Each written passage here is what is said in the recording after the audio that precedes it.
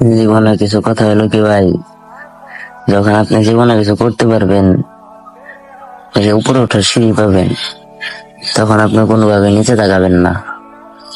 কারণ এখন জীবনে একটু এগিয়ে থাকবেন বা উপরে ওঠার একটা সিঁড়ি পাইবেন, যখন আপনি উপরে উঠতে যাইবেন তখন কখনো নিচে তাকাবেন না। যদি আপনি নিচে তাকান, আপনার বন্ধু হোক, ভাই ব্রাদার হোক, এলাকার মানুষই হোক, আপনার নিচ থেকে টেনে ধরবো। টেনে ধরবো হলো কি, তারপর একটা হিংসা তৈরি হয় যে আমার যে উপরে যাবো গা, আমার যে বড় কিছু করবো। এটা মানে কোনোভাবে হয় না আমার মতে। যখন আপনি উপরে ওঠা শিখে পারবেন, তখন আপনি নিচে না থাকানি ভালো।